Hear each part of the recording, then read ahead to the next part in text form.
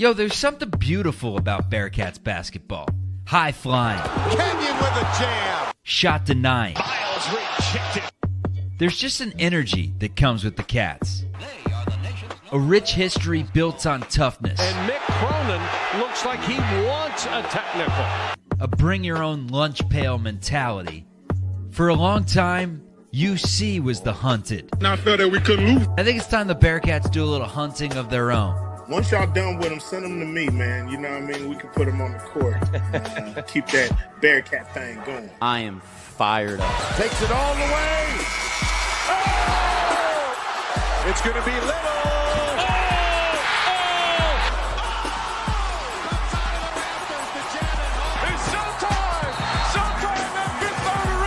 I wonder how Steve Logan would be over in Afghanistan or somewhere. I bet he'd be pretty poised. He just does not get rattled. Van Exel, he'll cut it loose. Watch out. Stevenson cuts to the back. Oh! Kilpatrick outruns everybody. Johnson, the exclamation point. We've been dealt the king of heartbreak over and over again. Rozier. Smith and Everything they worked for was undone on one play. But I see the light. The Cats are back. Lukosius, open three, got it! Oh, baby! Welcome to the only live Bearcats postgame show on YouTube. This is Chatterbox Bearcats.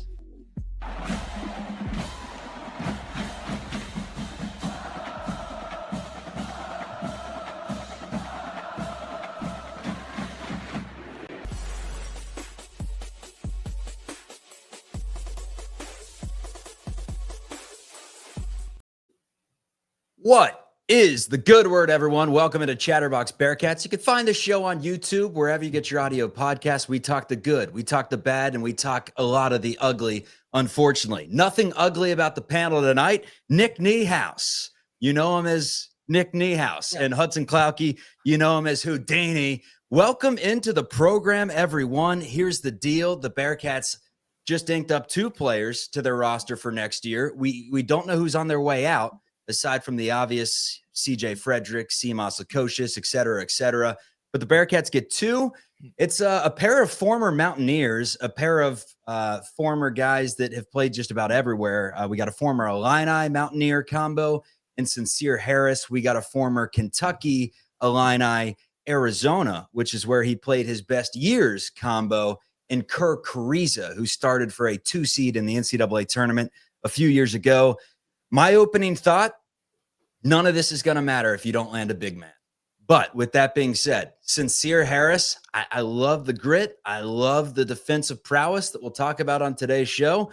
Kerr Kriisa, I could see it being a CJ Frederick type situation. You get a hurt guy from Kentucky. It just doesn't necessarily pan out as he's turning 25.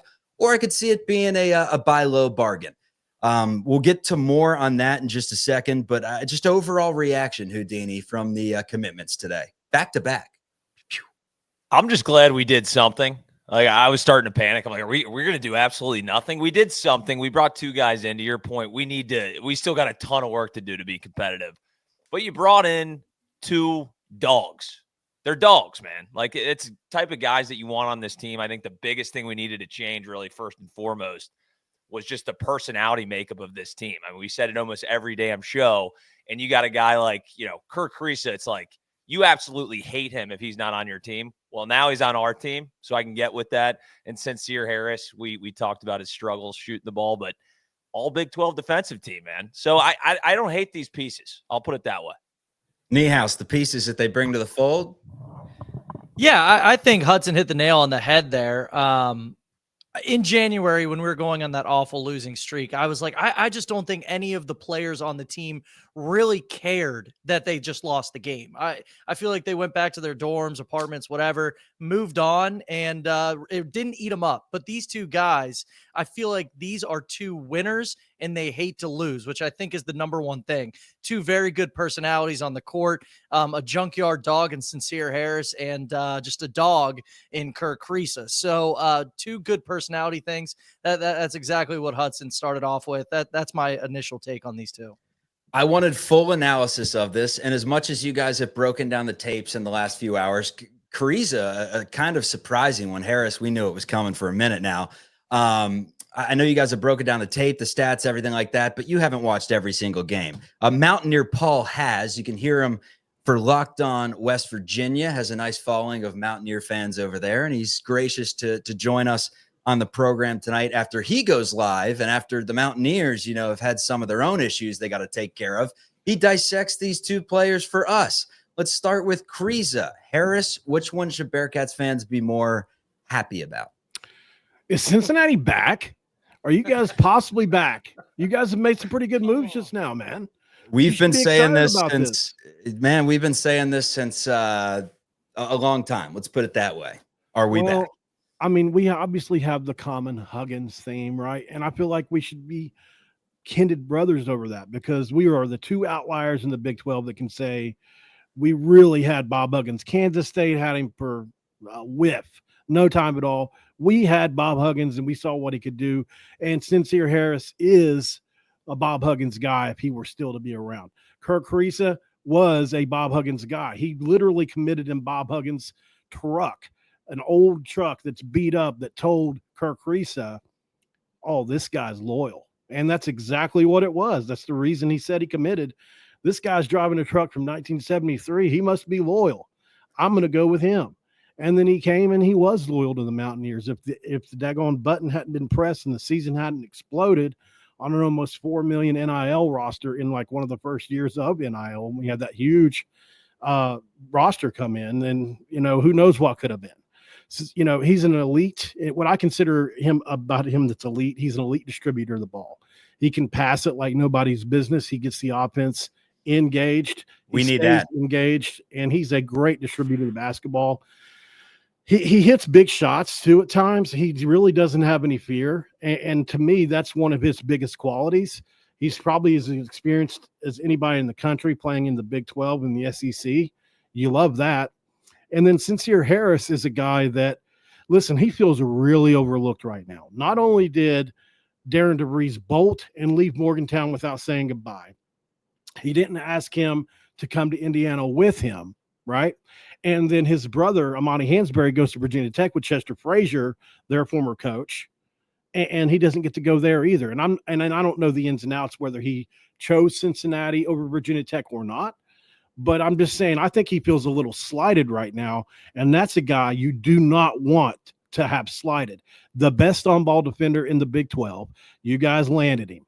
He's going to shut down whoever the best player is, 90 feet, game in and game out. That's just going to be a fact. I'm not overselling this. Go watch the tape. Sencire Harris is the best on-ball defender in our league. Yeah, so I think a lot of us have watched Kriisa. He's been around for a long time, and you hit the nail on the head. We need a facilitator, kind of a pass-first guy. We just don't have that on the roster right now, so I think he can help there immediately. Sencire Harris, I think the fan base probably hasn't seen as much of him. Now, you look at his three-point percentage, all right, 11%.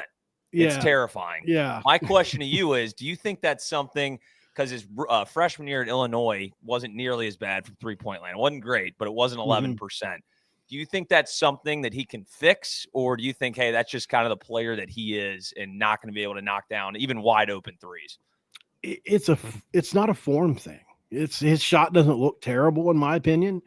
I just think that he's not a good three-point shooter, and I don't think he'll ever be one. Here's the thing about DeVries. He told him to keep shooting. This was, he mentioned it in several press conferences. It's just the way the offense is run. It's similar to a spread attack on the football field. They go fast all the time, and even though they're up 30, they still go fast. You just run the offense, right? You got the third string guy and you're up 50, you're still going fast. You just run the offense. Similar to this, if you're open in Darren DeVries' system, you're pulling the trigger. That included Sencire Harris, which really led to, in my opinion, he shouldn't have been shooting those shots. He should have been passing or doing something else, but he was coached to do differently. And I think he'll do differently in your all system. I think he's a great slasher. Okay. I think he's going to take some bad shots. He will take some in the last couple of years. He will take some, but if he's, I'm just saying, if he's coached to do different, like we were told that DeVries was telling him to just pull the trigger, like if he was open to shoot it. So that's what he did. Yeah, that's where I wonder how much of a green light Wes gives these guys, though, because it feels like they're never getting yanked. They could shoot whatever they want at any time, good Oh, or wow. bad. But lately, I mean, that's kind of been our only option without a true big man down low. Niehaus, send Mountaineer Paul out with a good one. Mute monster gotcha.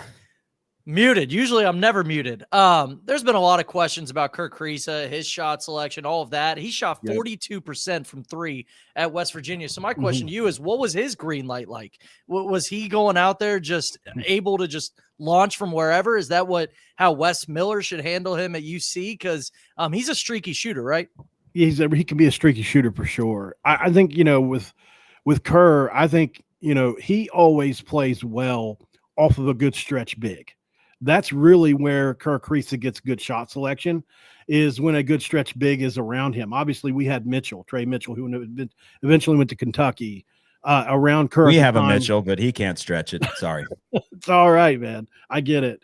So whenever he's able to get the guy, he can pick and pop, or, like Jesse Edwards, the guy that can run at the rim so that he can reposition, or so that he can feed the ball off and move around coming off a couple screens. He's really good at that. And the thing is he always makes the best decision in the flow of the offense when he's coming off screens. It's, in my opinion, it's when things get a little bit hairy, or guy like Sencire Harris is really hounding him where he's a little bit out athleted. Sometimes that's where he can struggle. But in the flow of the offense, under control, when he's not thinking too much, he really makes good decisions. And it really comes down to coaching. If you trust your coach, if you think that Miller can keep him under control and in the flow of the offense, he'll do great for you. All right, keep Mountaineer Paul in mind. Football. Actually, I don't think Cats play the Mountaineers in football this year, do they? Yeah, I don't think we do. No, actually, I don't think we do. But for basketball season, he's the guy to go to when you want some Mountaineer nuggets after UC postgame shows. So appreciate it. You can find a bit Locked On West Virginia. Thanks for stopping in, Paul. Hey, the Bearcats are going to be back. We love to hear it, man. We love to hear it. So let's open this thing up. Again, I think based on what he's saying with Kriisa playing well off a stretch big, like this is what it's going to come down to this offseason. Can Wes Miller land a legitimate, and I'm talking someone that can score the basketball big? They have not had that. Did Locken bring it? Yes. When Locken played well, did the Cats play well? Sometimes. But that's kind of where we stand. Like, we're linked after all these guards. We're linked after the 6'10" forward from UNC Wilmington, 6'10", 280, Abuehu, or I believe it's something along those lines. If he commits, we'll obviously learn the name. We'll learn more of the skill set, but he is on his way for a visit, it sounds like. Lily's been crunching the numbers in case he does commit. But that's the biggest thing to me, is I can't get overly excited about anything, even if it's a dog and, someone that started on a 2 seed. I can't get overly excited until we see that first big man commit, because if you don't have it, it's just not going to work. We've seen it over and over. No, certainly, like I said, there's plenty of work to do. There's still a ton of guys out there that we can get. And, Kriisa, for example, it kind of came out of left field. I knew probably the last 3 years he's entered the portal, we've been in the mix for him. So I think this was a long time coming. Now he is coming off a Jones fracture too. So that worries you, a little PTSD with CJ Frederick coming from Kentucky. That worries you a little bit, but I was running through like guys that had Jones fractures. Kevin Durant had one like 10 years ago. CJ McCollum, your guy Zion had it. I mean, granted, he's been, basically hurt his entire career. So that's a little worrisome, but yeah, that's the thing with him. It's like we're buying low on a guy like him. So I assume we didn't have to deploy too much money, but yeah, at the end of the day, there's plenty of work to do that we still have to see, especially from the big man spot. I like what and I like what MW2 says here. They can look at the center role with no worry about the guards now. That's where it becomes interesting, because from all indications, it's that Jizzle James and Day Thomas are both coming back. So now you add in Sencire Harris, who can, you want him to be, I like to compare him to like a Gary Payton II, where he just plays around the rim, plays a lot bigger than his size. He's pretty long for his size, and he gets in passing lanes. Like, he's awesome. He's going to block shots. He's going to steal the basketball. He's going to go the other way for 2 with his athleticism. I like that. And then you bring in Kriisa. I mean, let's just look at him as a CJ swap, basically. His scholarship's out the door, regardless of what happens in the portal. You replace his scholarship with someone that was also hurt, but has been, quite frankly, more effective more recently than CJ was when he came over to Cincinnati. So good buy low option there. We will see. But again, for me, comes back to the big man Niehaus. What are they going to do? They probably have some of their guards in check. What's going to happen with Betsy? What's going to happen with Rayvon Griffith? Assuming those two go, what kind of guard do you look for from there? Because look, these guys together aren't going to cut it. You still need, and maybe it's a buyout, but you still need that playmaking wing that none of these guys give you. No, and I can't believe that nobody has hit the portal yet. But that's a topic for another time. Everybody who has texted me about getting these two, it's like, all right, good. Well, people are mixed on these two, but we'll get to that as well.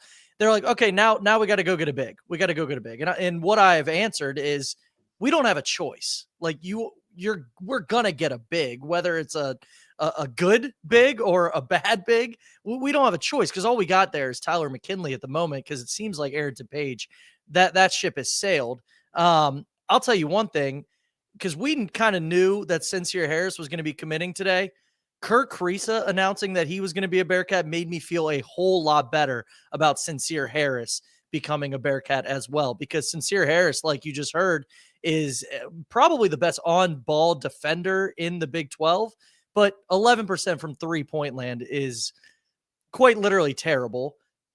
To that, though, he's got a sense of humor. He's also a winner. He's replying to people on Twitter saying, I got 2 years left, man. Like, it's going to get better. And I replied to him. I'm like, there's only one way to go, but there's only one way to go. It's up. But Kerr Kriisa is that on offense. He's a sniper, 42% from three, his last full season of college. I like these two first gets, but like you said, Chuck, it doesn't matter unless they get a big man.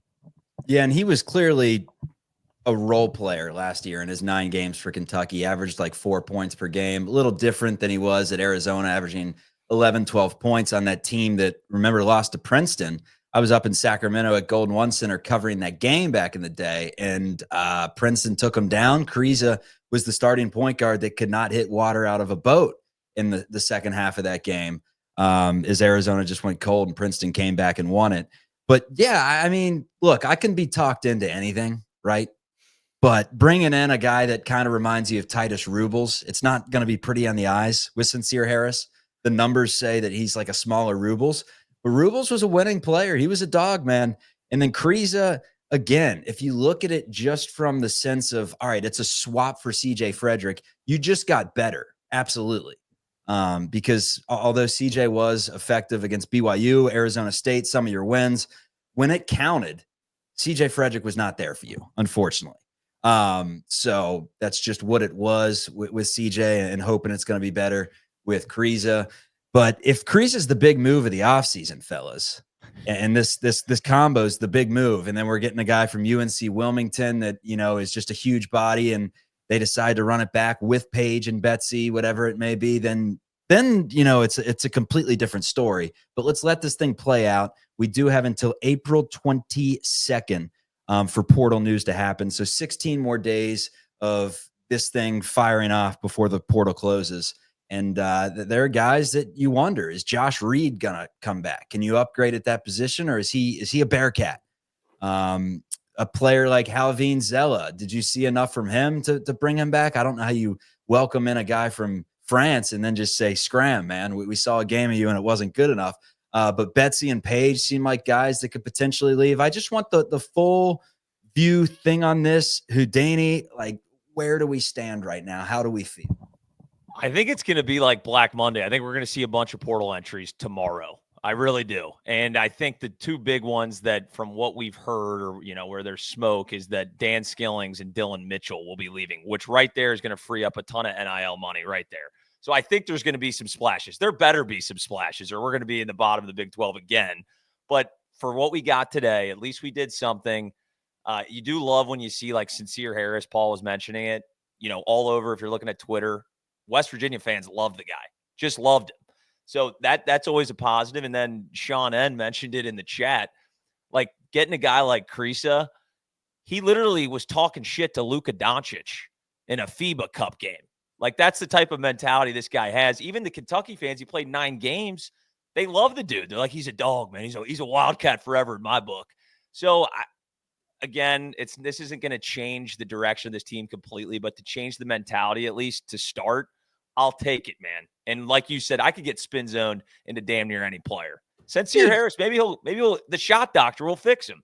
It's simple, guys. It's the lens that we're viewing it through. And the lens that we need to view it through right now is we just replaced the guards that are on their way out, like CJ Frederick, maybe Hickman, if Hickman does not get that extra year of eligibility. And then Lukosius, you replace Lukosius with Sencire Harris and you replace CJ Frederick. When you look at it that way, it's all right. It's just a question of what are we going to do the rest of the way and how many of these players are we going to retain? Because if it looks very similar to how it did last year, and you just add in Harris and you add in a couple other guys, like I mentioned, I'm not feeling nearly as good. But again, spin zone me, we got better. We had scholarships to use. I mean, if Rayvon Griffith's out the door, he played like 45 minutes the entire season.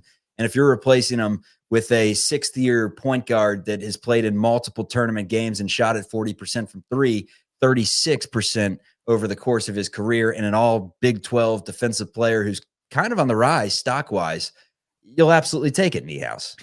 The spin zone is that we just replaced Simas Lukosius with Kerr Kriisa. I'll say that was the flip because he's going to be our go-to three-point shooter, and Simas had an awful year. So that's the spin zone there. And then you also, in my opinion, replace the Josh Reed role with Sencire Harris. And you know what? And again, I don't want to just absolutely crap on our players, right? But everybody looks at Josh Reed as some amazing defender. I think that's just because he's not great on offense and he plays a lot. And it's like, well, if he's not good on offense, he's probably a really good defender. He's not that great. Sencire Harris is probably the best on-ball defender in the Big 12. So that is a major upgrade defensively in the Josh Reed role at the 2-3 spot, in my opinion. So that's the spin zone. And the other spin zone is I think that this team just didn't work because you had 3 guys who couldn't shoot the ball at any given point outside of Day-Day improving in terms of the guards and the wings with Dan Jizzle. Now Day-Day, he shot the ball 40% from 3 this year.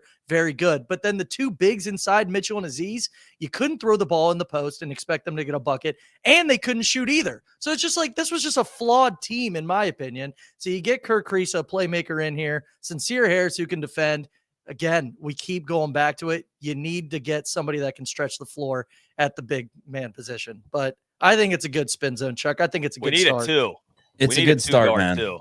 We need a 2-guard. We need a 2-guard bad, man. Because we had the same talk last year, man, and we got swindled into it that Hickman was going to be that 2-combo guard that could score for us, and that Arrington Page was going to take this huge step. Wes Miller kept saying that come April, he's going to be one of the – I think he even said April. He knew a crown run was coming. He said March. But come March, Arrington Page is going to be one of the best big men in the country. And Dylan Mitchell, I mean, great defender, just like Sencire Harris. Obviously, it's completely different stylistically, but both good defenders. And we were talked into believing that it was going to be a really good team, right? So I don't want to get too high. I don't want to get way above my skis.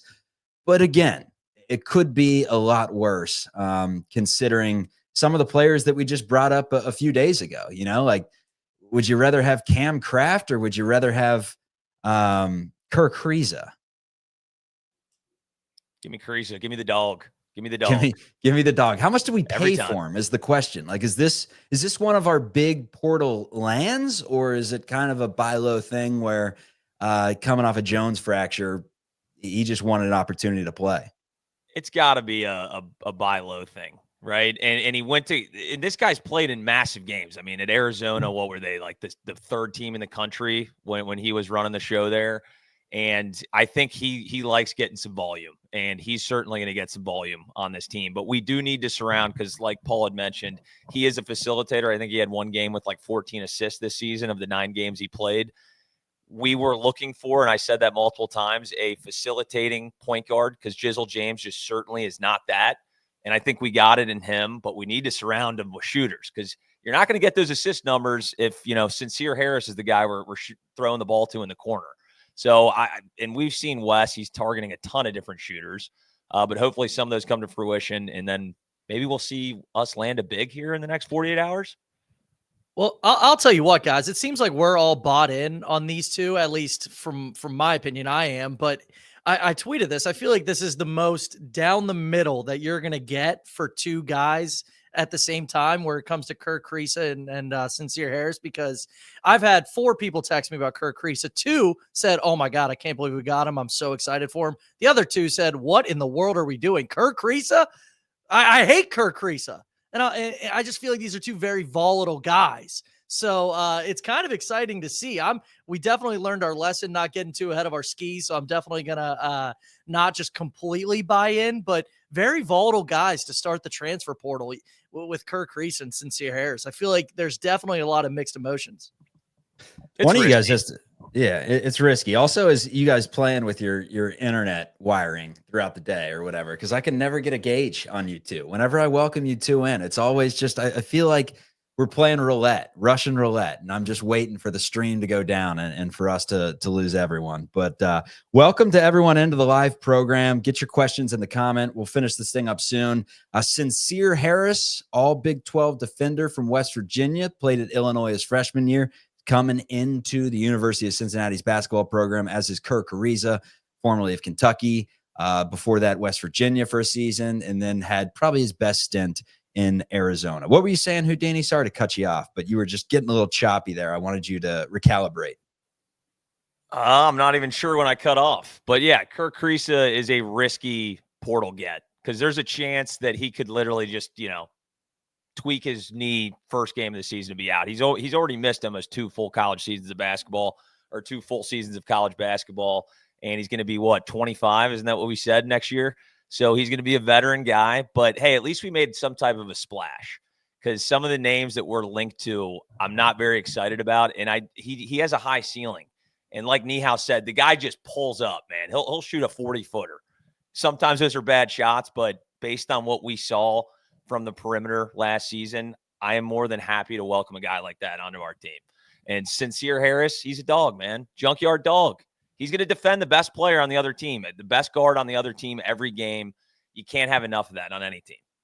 I think it's going to be a fight for the ball between Kerr Kriisa and Sean Abayev. I'm looking forward to seeing who gets more shots up at Fifth Third Arena, considering those are 2 guys that you feel like are ball stoppers. And that's something that we kind of were looking for, or at least looking forward to, with Sean Abayev, is somebody that you're going to trust to get a bucket. Kerr Kriisa is somebody I'm going to trust. And we had a comment pop up that Kerr Kriisa gives us CJ Frederick vibes. Look, coming off an injury, coming from Kentucky, he's old, coming to Cincinnati. I get it. I think the similarities end there, though. They couldn't be 2 completely different players, in my opinion. Yeah, they're both 3-point shooters. CJ Frederick I'm not saying he's scared of his own shadow, but you don't see him out there, talking smack to Luka Doncic. Kerr Kriisa isn't afraid of anybody. So I think the similarities are going to get that all over the place about CJ Frederick, Kerr Kriisa. I think it's ridiculous. Yeah, I get he's coming off an injury from Kentucky, but they couldn't be any more different. That's a well-spoken take, Niehaus. Well thought through. That's why we have you on the program. Yeah, a little golf clap for Niehaus, who did not shoot a 92 today. However, he did ref a buzzer beater and said that it was a tight call at the end there. Did the horn sound? Did he get the shot off in time? Niehaus said good. He said it was a split-second decision. He's going to lose some sleep. But it was close. He said it was close. We're hoping that the Bearcats are close right now, everyone. Abayev, Tillery coming in. We haven't spent a ton of time on Tillery, but there's a chance, Prep Player of the Year, that he's really good and he can play. So between Tillery and Jizzle and Day-Day, assuming all these guys come back, you wonder how the minutes are going to work. In the last 2 seasons, we've said heading into the year, this is such a great problem to have. We have all this depth. We can platoon hockey-style subs at the Ohio State game. Let's frickin' go. And then by the end of the year, it was 7 guys, and you couldn't play half of them. So let's get playable basketball players. That's what I want to say here. And it appears, if healthy, the Bearcats just got 2 of them today with nobody on the way out as of right now. Who's going to be up first leaving for UC? Is it going to be Arrington Page, or is there a chance that when Wes Miller said a season ago he's going to be one of the most improved players in the country, he believes in this guy, truly? It just doesn't make any sense, because we know people are entering the portal. I just can't I need some type of a reasoning of why they haven't done it yet. There's no way they haven't made the decision yet. I'm sure they're already, you're looking at trying to make these NIL deals at different schools. We're like we got to be one of the only programs in the country that not one player has entered the portal yet. And it's April 6th. I truly don't understand it. It makes you a little nervous. It does. I saw a take on Twitter from, I think it was Terry Nelson Burner, who's a day one of the show, said, I think that he thinks that they're waiting to get tampered with so that they know like what they're going into. Because it is probably scary for some of these guys to enter the portal, not get, a raise, right, in a paycheck. And then they have to come crawling back to Wes Miller. So I've never thought of that before, but that was an interesting take. I don't know if it's true, but something that I have not considered yet. I mean, we said it so many times on the show. It's just a fascinating nuance that never in the history of this sport, or really any sport, have we had to deal with, where it's just like, I can get up and go. The contracts, they're a 1-year deal, whatever. We're talking new payments at the end of every year. It's a negotiation table. Like back in the day, it was when you're a sophomore, you're probably coming back your junior year unless Bob Huggins yelled at you and you enter the portal and then you end up coming back. Shout out Eric Hicks. There was no portal back then, though. But like that's how college basketball used to work. And God, has it changed quickly where we hit the negotiation tables. And probably for this program currently, it's a good thing. Otherwise, we'd have a lot of scholarships tied up to guys that have not proved they can play at this level. But again, I mean, how many times have we seen cats in the past? A Troy Copain, who was solid as a freshman, turn into like an awesome player, or a guy like Eric Hicks, who did nothing his freshman year, turn into a all-conference and beloved player in Bearcats history. Like the Pages of the world, the Betsies of the world, like their story isn't written yet. It's just like from the eye test. Like, does Betsy have a big enough bag to where he can be a really good player and not just a knockdown shooter, which he wasn't this year? And Arrington Page, like, does he have the basketball knowledge? The game just looks a little hard for him, Does he have the basketball knowledge to back up the fact that he literally looks like DeAndre Ayton out there or something? Like, he physically has it. If they were coming back, the minutes in the Crown would make absolutely no sense. We're talking games that don't matter. Betsy and Page. Betsy got in for like 30 seconds, cup of coffee, and was Wes subbed wanted out. to win it, man. Seamoss, he thought was his best chance. He wanted to win that thing. I guess you're right. He just really wanted that. He's a competitor. 50K. Yeah. It just wouldn't make any sense. You're going to play the young guys. I mean, he's playing Ravon a ton of minutes in that final game. So it wouldn't make any sense unless they were injured or something to not play those guys. So I fully anticipate Betsy and Page are hitting the portal. I'm curious what's going to happen at the guard spot, because at this point with Kerr Kriisa, and Sencire Harris is basically a guard. He's 6'4". I guess you can call him a wing, but it's loaded. Because if you pencil Connor Hickman in, I think that is the one thing that might have blown up in their face with Hickman not walking on senior day, because now you got Kriisa, Jizzle, Day, Hickman, Tillery, all 5 people for 2 spots. Add in Sencire Harris, who's 6'4". He's, I guess, a wing, right? It's curious what we're going to do there, but that's a lot of people for 2 spots. I guess maybe you go 3 guards and go small.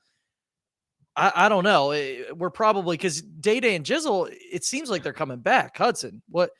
Well, yeah. Well, when Kerr committed, I was like, oh wait, does that mean Jizzle's gone? I was like, that would make more sense. And then I saw Jizzle like repost the Sencire Harris thing, like, welcome to the squad, brother. So I was like, wow, we have a shitload of guards on this team. Like Tillery was probably looking at this like, damn, where are my minutes going to be coming from? So I think it's interesting. Connor Hickman, I'm seeing that he's probably not going to get that waiver. So I think he might be out of the mix. Right. I think they were hopeful that he was going to get that waiver. And it's like, dude, you played 13 games. You missed the cutoff. Yeah. It's 9. Where do we draw a line? Where do we draw the line? I mean, we got bidding for portal players. Hickman playing 13 games, getting his 6th year of eligibility. I don't know, but they should just give everybody 10 years now. Everybody just gets 10 full years to play college basketball, whether you're hurt or not, medical red shirt, you get a decade. Because that's damn near what we're doing. We're heading in that direction. The JUCO thing, So is Day Thomas going to get an additional year? Is that Well, really how this is playing out? Well, this would be his additional year. It's if he gets Is it more two, years, though, right? Like exactly. It's supposed to be I don't two. know. That's Lily. insane. We need to get Lily on the horn. Get Lily on the horn. He's the one. He said he initially thought 2, then he heard some stuff that maybe he went back to just saying 1. But I feel like it should be 2 because he had 2 at JUCO. So why wouldn't it be 2 more? We're gonna be Auburn of now. Hold up. Let me get this take out before everybody jumps down my neck. Niehaus, let's make sure he's coming back before we talk about his eligibility moving forward. We'll take the 1 year. Because we know that, as Kerr Kriisa has showed us, you could play at 4 different schools in this day and age. Yeah. So back to Harris, something I wanted to bring up. Since 2008, 6 players have met this threshold.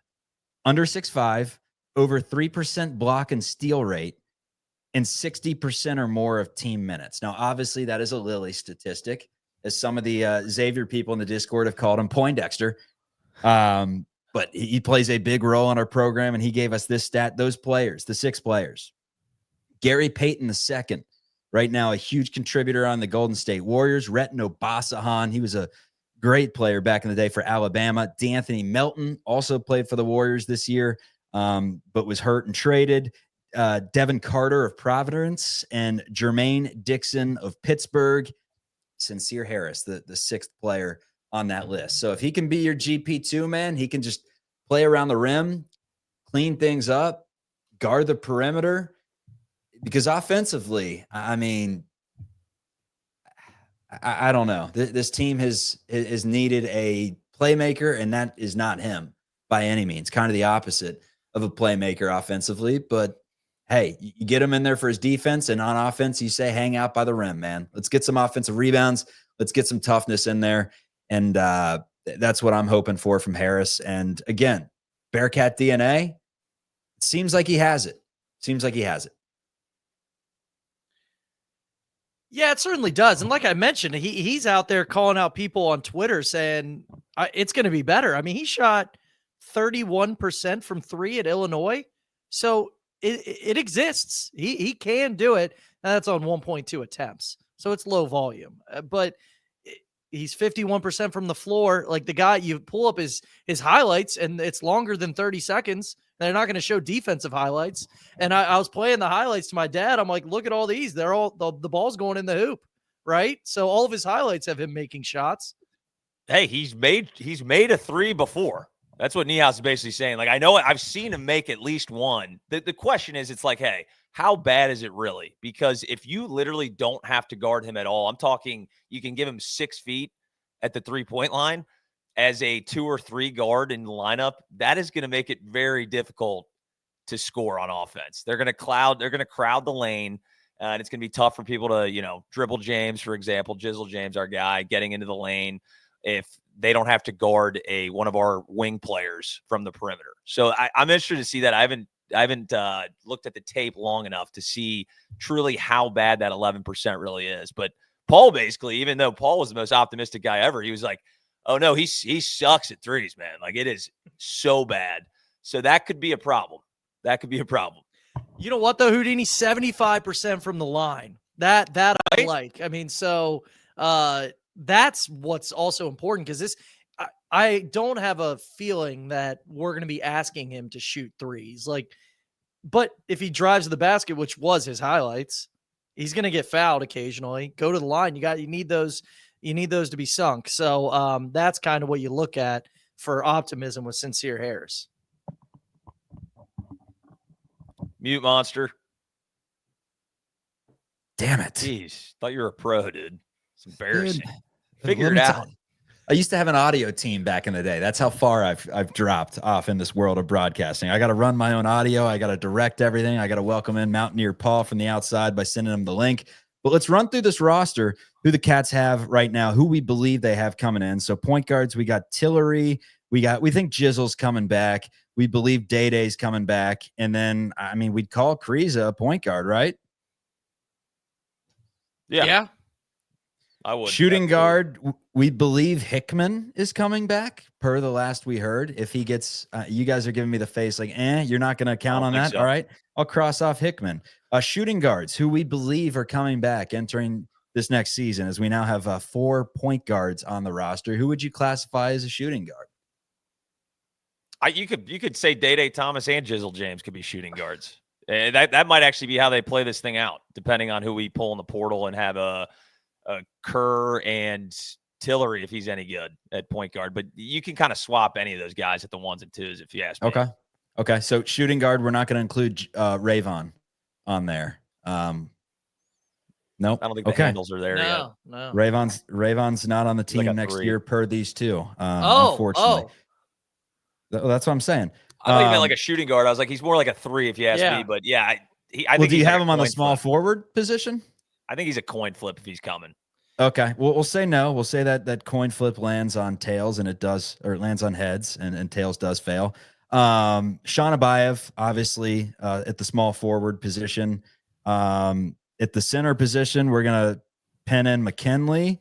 And then at the small forward position, we're going to pencil in a small Sencire Harris, who I think can do that, or you can, slide him up to the shooting guard. But who else we got on next year's team that we believe truly is coming back? If Mitchell and Dan are out the door, there's your small forwards. Like, who's the power forward that we have returning? Am I missing anyone?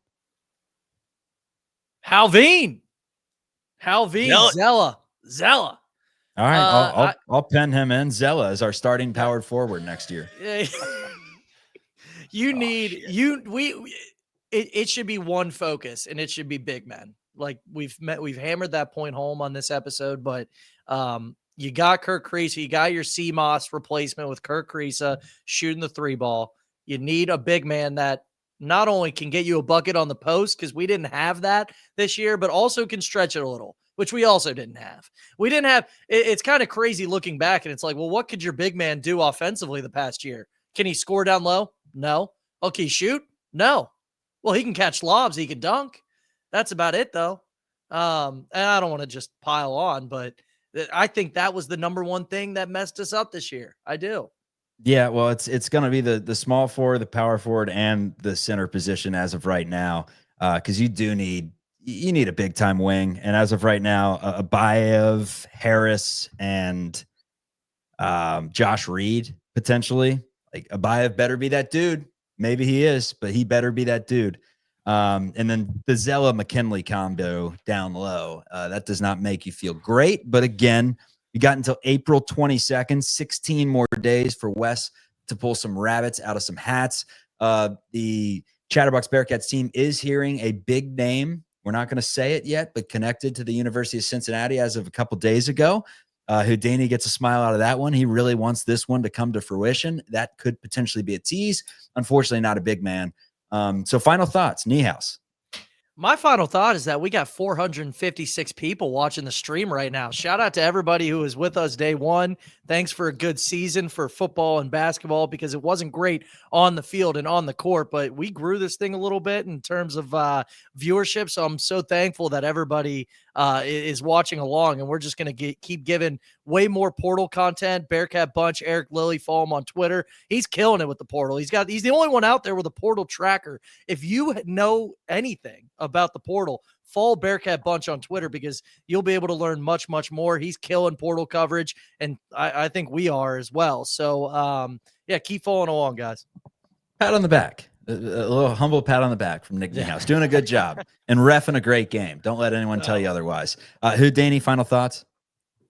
Hey, man, at least we did something. We got a whole lot more work to do, but at least we're doing something. I think we're going to see a lot of portal entries here soon. Wes isn't done yet. This is his last hurrah, guys. He's putting everything on the line here. I would be shocked if we don't get a big splash and a big-time playmaker here soon. And if we don't, then God help us all. Well, the big splash, obviously, it needs to come, and some form of a splash is coming soon, because the Bearcats, regardless, if no one enters the portal, I believe they still have a couple scholarships that they would need to use as we bump this thing up from 13 to 15 scholars. You have a roster to fill out, and there's going to be much more names that we are breaking down, and could be a ton of more names if some of these players enter the portal. But again, who knows? I mean, I set the over-under. I'm like, I wouldn't be shocked if Wes runs it back with 7 or 8 of these guys. Lilly scoffed in my face and said, "You're a damn fool, Chuck." And I said, "I'd rather be a fool than too prideful." I don't know if that makes any sense, but that's all I'm going to say about today's game. I got Rockets Warriors tonight that I'm fired up for. NBA playoffs a good time, and transfer portal the best time. And shout out to the Houston Cougars. As much as I hate to do this, they've built a very nice program, way to represent the old American, the old Conference USA, the Big 12. Very deserving, and an unreal win over the Blue Devils. See ya, everyone. Peace.